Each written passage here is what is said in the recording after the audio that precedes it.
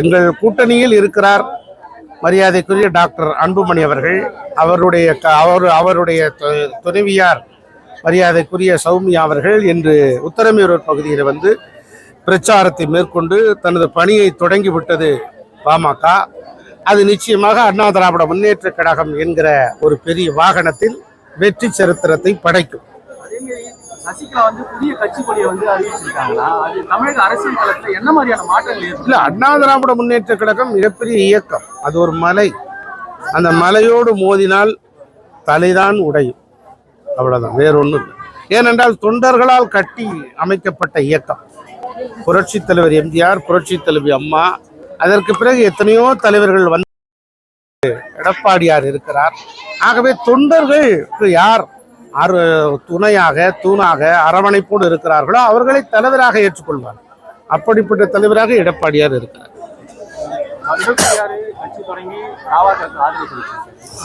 பண்ருட்டியார் கட்சியிலே 2 பேர் இருக்கிறார்கள். ஒருவர் பண்ருட்டியார், இன்னொருவர் தெரியும், அவர் பொதுச் செயலாளர். ஆகவே 2 பேரை தவிர வேறு யார் இருக்கிறார்கள்?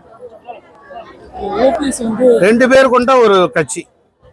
ஓபிஎஸ் அவர்கள் வந்து என்ன தவறு செஞ்சேன் அப்படின்னு சொல்லி சொன்னாங்க. ஆமா, என்ன ஒரு மனநிலையில இந்த மாதிரி ஒரு வார்த்தைகள் வரும் அப்படிங்கிறது எப்படி?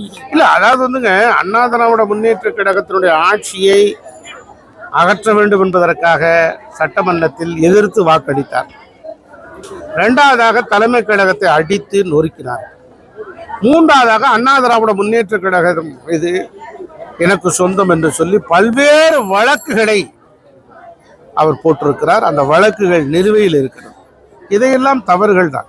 அண்ணா திராவிட முன்னேற்ற கழகம் நன்றாக இருக்க வேண்டும் என்று சொன்னால் அந்த பணிகளிலே தானும் இணைந்து கொள்ள வேண்டும். இடையூறாக இருந்து அண்ணா திராவிட முன்னேற்ற கழகத்தை நசுக்கி அதை அடித்து நொறுக்கி அண்ணா திராவிட முன்னேற்ற கழகத்தின் நம்பிக்கையில்லா தீர்மானத்தின் மூலமாக வாக்களித்து அதை ஆட்சி கவிழ வேண்டும் என்று நினைப்பவர்கள் கழகத்தின் வளர்ச்சிக்கானவர்களா?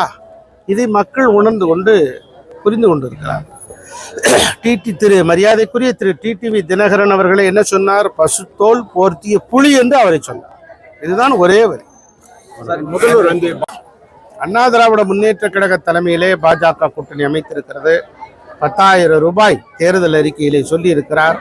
வீட்டு வரி, குடிநீர் வரி, கழிவுநீர் வரி, இப்படி பல்வேறு வரிகளை போட்டு மக்களை நசுக்கி இருக்கிற இந்த திமுக அரசுக்கு இப்படிப்பட்ட வரியின் மூலமாக மக்கள் படாத பாடுபட்டு கொண்டிருக்கிறார்கள். அப்படிப்பட்ட மக்களுக்கு ஒரு ஆறுதலாக இருக்க வேண்டும் என்பதை உணர்ந்து அண்ணா திராவிட முன்னேற்ற கழகம் ஒவ்வொரு குடும்பத்திற்கும் 10,000 ரூபாய் வழங்குவதாக அறிவித்திருக்கிறது.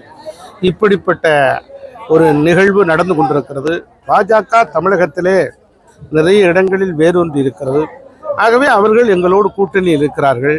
இப்படி மாறி மாறி விமர்சனம் செய்வது இயல்புதான். தேர்தல் வந்ததற்கு பிறகு மக்கள் நல்ல முடிவை எடுப்பார்கள்.